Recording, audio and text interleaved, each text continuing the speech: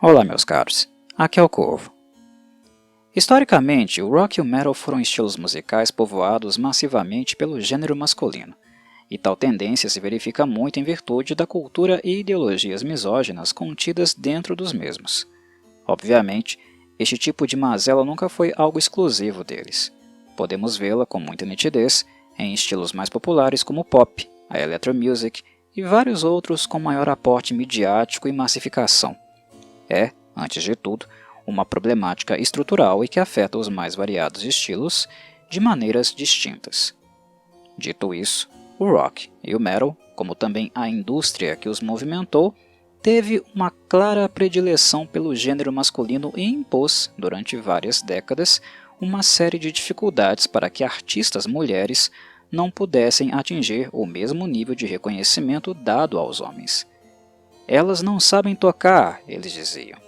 Elas não se interessam pelos estilos, eles diziam.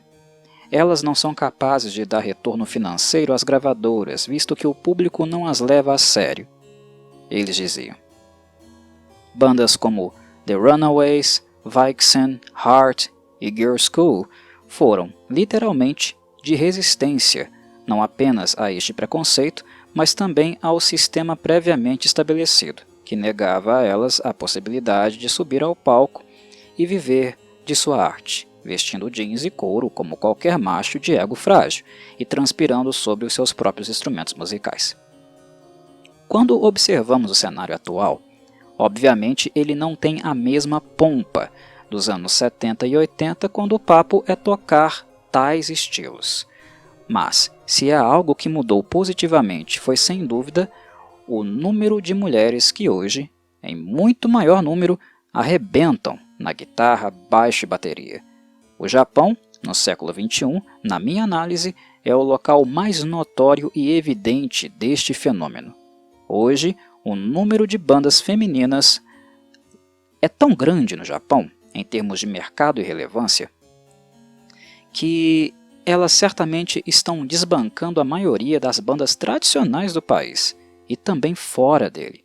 É simplesmente sensacional. Nunca, em momento histórico algum, tantas mulheres estiveram envolvidas e interessadas por escrever e compor material relativo ao rock e metal. O Japão, famoso por suas excentricidades, é novamente um país à frente do Ocidente neste sentido. Lá, quem manda atualmente na música pesada são elas, as garotas. Entretanto, isso não quer dizer que no Ocidente o interesse feminino por guitarra e bateria não tenha aumentado. Ao contrário, ele aumentou exponencialmente. Embora muitas das mulheres envolvidas com música instrumental sejam desconhecidas, este sintoma não se dá em virtude do fato delas serem mulheres, mas sim do atual estado da indústria musical como um todo, do ponto de vista financeiro.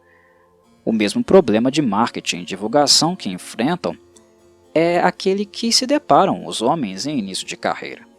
O rechaçamento não é mais tão forte e imediato como era nos anos 70 e 80, onde, para essas mulheres, era apenas permitido o papel de groupies e nada mais. Se tentassem algo diferente, havia sempre mais gente para sabotá-las do que para ajudá-las. Felizmente, o cenário melhorou muito.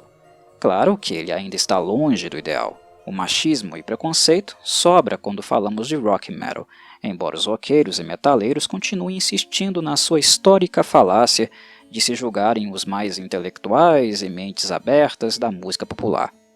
Pura falácia. Como alguém que estuda e aprecia o gênero, digo a vocês que é exatamente o contrário. E o preconceito é visível não apenas na questão de gênero, mas também nos próprios subgêneros de rock e metal envolvidos, os musicais. O cara do thrash que espanca o cara do glam não ficou enterrado no passado. Muito se engana quem acredita nisso, e temos exemplos contemporâneos muito claros do nível de intolerância que ainda existe. Mas um fato constatado é que para mulheres, no momento que a indústria da música ruiu, ao mesmo tempo apareceu a oportunidade delas competirem e expor suas obras para o grande público de maneira mais equânime. A indústria que negava a elas grandes contratos e propaganda agora não existe mais, e como todo mundo, o lugar onde a competição se dá é na internet e redes sociais. Em plataformas como o YouTube, por exemplo, podemos conhecer muita gente, homens e mulheres. E atenção ao termo mulheres na minha fala, pois ele contém grifo. Antes, quando tudo era controlado pelas emissoras de TV e gravadoras, ficávamos reféns apenas daquilo que era interesse delas nos mostrar. Ditavam totalmente o que era popular, o que podia ser visto ou não. Em termos de rock e metal, era homem, bandas masculinas. Felizmente, essa era maldita acabou, e as mulheres, por sua vez, entraram com os 2 pés na porta, cada vez mais nos agraciando com trabalhos de excelente nível instrumental. Uma delas, e hoje das mais relevantes para a guitarra no Ocidente, na minha avaliação, é sem dúvida esta mulher aí, a israelense Nili Brosh, alvo deste meu breve comentário. Eu poderia citar várias outras guitarristas mulheres que atualmente fazem excelentes trabalhos, como por exemplo, Yvette Young, Gretchen Mann, Orianti, Nita Strauss e a brasileira Lari Basílio. São exemplos de ótimas guitarristas mulheres da nova geração, e eu pretendo mencionar alguns trabalhos delas futuramente aqui, no segmento Melodian Corvidae. Mas entre as citadas, eu escolhi abordar Nili Brosh primeiro, por reconhecimento do trabalho duro e investimento desta senhorita aqui na última década, de sua evolução e amadurecimento musical.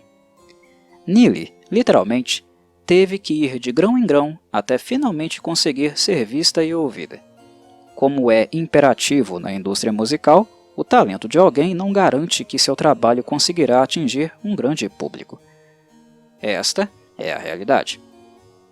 Talento e criatividade Nili Brosh sempre teve, o que inclusive poderão ouvir neste álbum aqui, o primeiro dela, chamado Through the Looking Glass, de 2010. 10 anos depois, e com outros 2 lançamentos, Nili evoluiu musicalmente de maneira assustadora. Mas já aqui, no seu debut, vocês poderão perceber como ela era muito madura para uma guitarrista de apenas 22 anos. Nili é um dos raros exemplos de guitarristas instrumentais preocupados com aquilo que realmente importa neste gênero, servir à composição e não ao seu próprio ego. Muito assertiva, ela pensa e escreve música de forma contemplativa, buscando e sentindo quais notas dialogam harmonicamente entre si. Extremamente exigente, compor é sempre um parto para ela. Algo que ela mencionou algumas vezes, sobre o quanto ela é excessivamente crítica em relação ao próprio trabalho.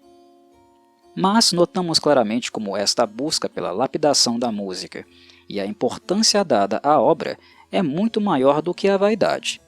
Neste sentido, as composições de Nili saem ganhando, e nós também, seus ouvintes. Tudo o que desejamos está aqui, desde o shred e a qualidade técnica exuberante de cair o queixo, até as melodias sensíveis e doces ao ouvido. E tudo funciona em conjunto, trabalha para um bem comum, a qualidade e a assertividade da composição.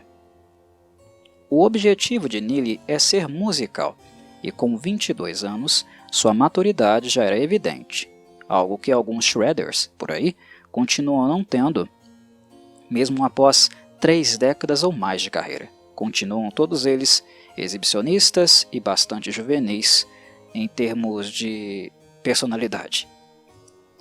Nili sempre foi acima da média. Nascida em Israel, a família se mudou para os Estados Unidos quando ela era ainda uma menina, com 12 anos. O interesse dela em guitarra começou por causa de seu irmão, Ethan Brosh, que na minha avaliação também é talentoso, mas que já foi superado pela irmã caçula, algo que devia deixá-lo cheio de orgulho e não o contrário, pelo menos se ele tiver a mesma maturidade que ela tem.